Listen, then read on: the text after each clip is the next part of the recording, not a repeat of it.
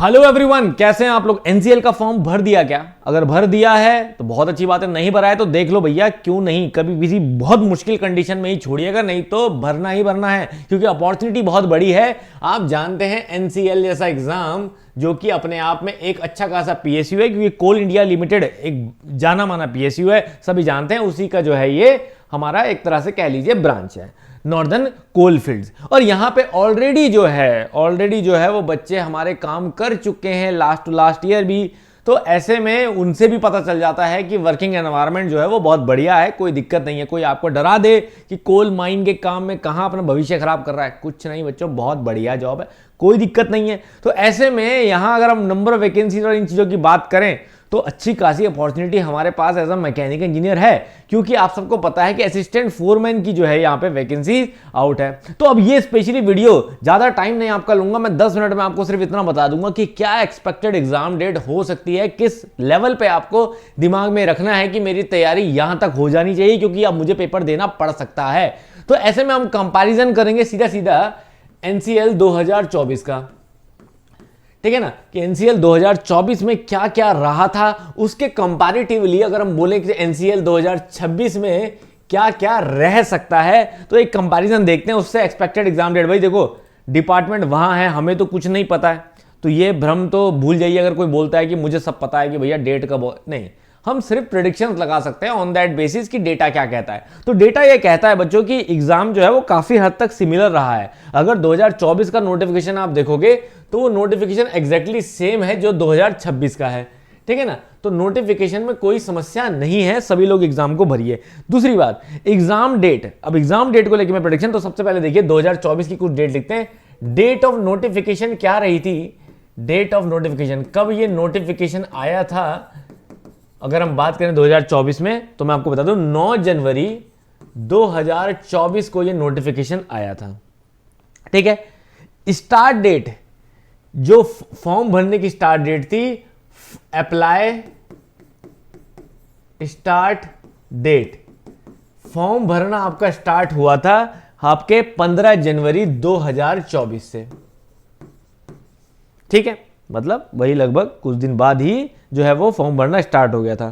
Closing date जो थी जहां पे फॉर्म भरना खत्म हुआ था वो थी आपकी मार्च, दैट इज आपका फरवरी, जनवरी में ये हुआ था 15 जनवरी, 5 फेब 2024, देख रहे हो आप डेट। अब यही डेट अगर आप सिमिलरली यहां देखो बच्चों, तो मैं आपको बता दूं कि डेट ऑफ नोटिफिकेशन यहां पे क्या है, आप सबको पता है। अगर हम यहां पे बात करें एनसीएल 2026, तो हमारा कब आया है, 9 फरवरी 2026 को आया। देखो कितना सिमिलर है, 9 फरवरी 2026, मतलब 9 तारीख बिल्कुल शुभ है उनके लिए। 9 फरवरी को यहां नोटिफिकेशन आया। स्टार्ट डेट क्या रखी है उन्होंने फॉर्म भरने की, स्टार्ट डेट रखी थी बच्चों आपकी, आप सबको पता है 11 फरवरी, है ना, 11 फरवरी 2026, ठीक है। तो वहां पे फिर भी थोड़ा टाइम लिया था, यहां जरा 2 दिन बाद ही फॉर्म जो है फिलिंग स्टार्ट हो गई थी, बट 1 महीने का डिफरेंस फिर भी है अगर हम मंथ वाइज देखें, क्लियर है। उसके बाद क्लोजिंग डेट क्या है, वहां फरवरी थी तो यहां मार्च होगी। क्लोजिंग डेट जो है वो यहां पे है आपकी 5 मार्च 2026, मार्च 2026, ठीक है। ये आपको डेट दिखाई दे रही है बच्चों, बहुत आसानी से आप कंपेयर कर सकते हैं।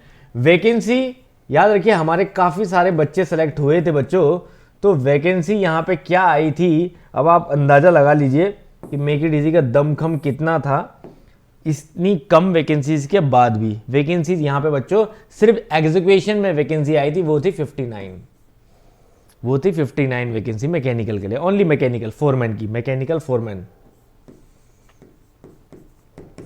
ओनली, ठीक है ना, वो एग्जीक्यूशन की 59 थी, ठीक है। और यहां पे वैकेंसी कितनी है आपकी, अब आप देख लीजिए कितना इंपॉर्टेंट ये इस बार हो जाता है। जब मेक इट इजी ने वहां पे, जब हमने डेडिकेट कोर्स निकाला नहीं था, सिर्फ एनसीएल का एक कोर्स बनाया था उसके सिलेबस के अकॉर्डिंग, कोई ज्यादा डेडिकेशन नहीं दिखाई थी, फिर भी अच्छा खासा सिलेक्शन था।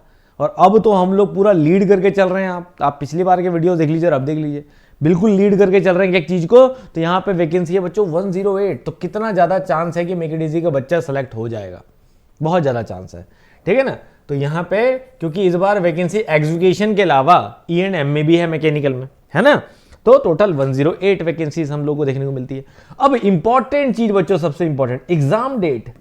अब देखिए फॉर्म भरा जाना जो बंद हुआ था वो हुआ था आपका 5 फरवरी को। 5 फरवरी को फॉर्म भरना खत्म हो गया था। अब उसके कितने टाइम बाद एग्जाम हुआ, तो याद रखिए बच्चों, खतरनाक चीज है जानने वाली कि फेब में खत्म होगी, तो ठीक एग्जैक्टली 1 महीने के अंदर आपका एग्जाम जो है वो हुआ था 4 मार्च 2024 को।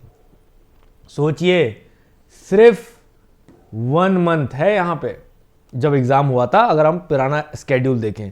उसके बाद प्रोसेस निपटते निपटते, ज्वाइनिंग लेटर आते आते, सब कुछ करते करते वो भले ही टाइम निकल गया, जुलाई तक पहुंच गया था, जुलाई अगस्त तक ज्वाइनिंग करते करते, लेकिन वो सब छोड़िए, जो वो तो प्रोसेस चलता रहता है। मेन तो एग्जाम है ना, आपका काम तो एग्जाम देते ही खत्म हो जाएगा। तो आपको तो मेन इस डेट से मतलब होना चाहिए। मेरिट वेरिट में क्या है क्या नहीं, आज भी वो मेरिट लिस्ट में कल देख रहा था, हमारे बच्चों के नाम थे उसमें, जसवीर वगैरह सब बढ़िया बच्चे जो उसमें सिलेक्टेड हैं, रैंक 7 लेके आए थे। तो अभी वो सब छोड़िए, अभी फिलहाल एग्जाम डेट क्या है, 4 मार्च थी वहां पे।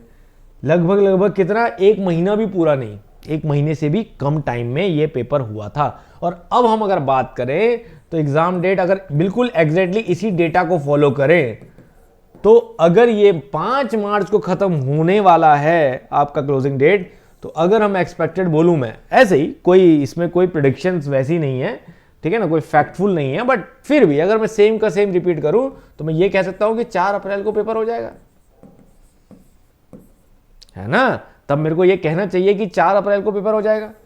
तो बच्चों, इसीलिए मैं ये कहूंगा कि ज्यादा लंबी चक्करों में मत पड़ना, इसीलिए हमने आपको प्रॉपर कोर्स रिकॉर्डेड दिया है, क्योंकि अगर कोर्स डेडिकेटली लाइव शुरू करेंगे तो फिर हो गया, ठीक है ना। तो आपको सब कुछ उसमें रेडी है, आपको बस पढ़ना है, क्योंकि पेपर बहुत आसान आता है बच्चों। मैं कहूंगा कि रिवीजन से भी पेपर आप निकाल सकते हैं।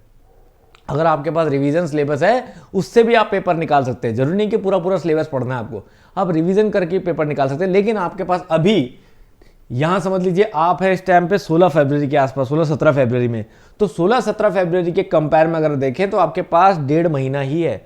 तो मात्र आपके पास अगर अभी के कंपेयर में देखोगे तो आपके पास 45 डेज के आसपास ही है बच्चों पेपर निकालने के लिए, समझ रहे ना। तो इतनी बड़ी अपॉर्चुनिटी को डील करना है तो अभी आपके पास 45 डेज ही है मात्र।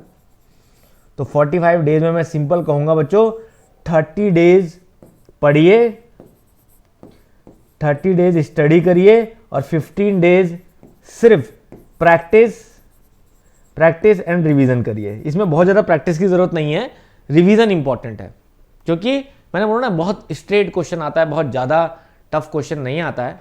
तो यहाँ पे ज़्यादा जरूरत जो पड़ती है वो रिवीजन की पड़ती है बच्चों। रिवीजन स्ट्रांग होना चाहिए ताकि गलती ना हो, बस सिली मिस्टेक से पेपर हार हो जाएगा। ये मैं बता रहा हूँ, जितने मेक इट इजी के स्टूडेंट्स हैं वो सब पेपर निकाल लेंगे, लेकिन प्रॉब्लम बस ये है कि सिली मिस्टेक से 1-1, 2-2 नंबर से रह जाएंगे। तो कोशिश यही करनी है कि सिली मिस्टेक्स अवॉइड करनी है, ठीक है ना। तो एग्जाम डेट का बच्चों मैंने बता रहा हूं आपको, मैंने कोई साइंस नहीं लगाई है, डेटा दिखा रहा हूं बस आपके सामने, ठीक है। तो अगर 4 अप्रैल नहीं तो हो सकता है अप्रैल लास्ट तक चला जाए। अगर कोई चेंजेस होंगे प्लान में तो इतना हो सकता है कि 4 अप्रैल के बाद 25 अप्रैल चला जाए, 20 अप्रैल चला जाए, लास्ट अप्रैल चला जाए, इतना हो सकता है। इससे ज़्यादा डिले एग्जाम में नहीं होगा बच्चों। तो आपको ये मान के चलना है कि you have only March, month of March आपके पास है, जिसमें आप इस एग्जाम के लिए तैयारी कर लीजिए। और मैं बता रहा हूं, the key to success for NCL is the revision, ठीक है ना। आप रिवीजन करिए और आराम से इस टाइम में निकाल दीजिए। बाकी किसी को सब्जेक्ट्स पढ़ने हैं तो बिल्कुल सिलेबस के according make it easy mechanical में एनसीएल का प्रॉपर कोर्स है, जिसमें आप देख सकते हो। किसी को सब्जेक्ट वाइज पढ़ना है तो बिल्कुल डेडिकेटेड कोर्स है। प्राइस मत देखिएगा, MI कूपन कोड लगाओगे ये प्राइस बिल्कुल खत्म हो जाता है एकदम से। व्यू कंटेंट पे आप जाएंगे तो टेक्निकल 70 मार्क्स का जो है आपका, और नॉन टेक्निकल 30 मार्क्स का है, ठीक है ना। आप कुछ भी आराम से खोल के जो चाहे वो पढ़ सकते हैं। सिलेबस मैंने स्टार्टिंग में ही डाला हुआ है ताकि आप देख पाएं कि बिल्कुल सिलेबस के according TOM and MD, mechanics and SOM, बिल्कुल एक भी वीडियो, एक भी सेशन मैंने एक्स्ट्रा नहीं डाला हुआ है जो सिलेबस में नहीं है।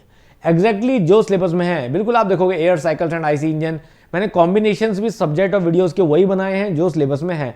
F&M मशीनिंग, मैन्युफैक्चरिंग साइंस में जैसे क्या है, बहुत बड़ी है, लेकिन फिर भी मैंने बिल्कुल सिलेबस के हिसाब से कर दिया कि आपकी कास्टिंग, फॉर्मिंग, मशीनिंग जो दी हुई है। और मशीनिंग में भी अलग अलग है, टूल वेयर, लेथ के क्वेश्चंस हैं, ड्रिलिंग के क्वेश्चंस हैं, मिलिंग है, शेपर है, ये सब सिलेबस में दिया हुआ, आप पढ़िए बिल्कुल syllabus A to Z syllabus बढ़िया। अब जो भी आपका है ये मात्र 40-50 वीडियो में आपका ये खत्म हो जाना है मैन्युफैक्चरिंग, समझ रहे ना। तो मैन्युफैक्चरिंग का या कहीं का भी जो भी कोर्स आपको करना है वो आप आराम से कर सकते हैं बच्चों। लेकिन याद रखिए जिस भी कोर्स में जाएंगे MIE कूपन कोड जरूर लगाइएगा, MIE, that is make it easy. MIE coupon code लगाएंगे, मैक्सिमम डिस्काउंट पाएंगे और जो पढ़ना चाहते हैं वो पढ़ेंगे।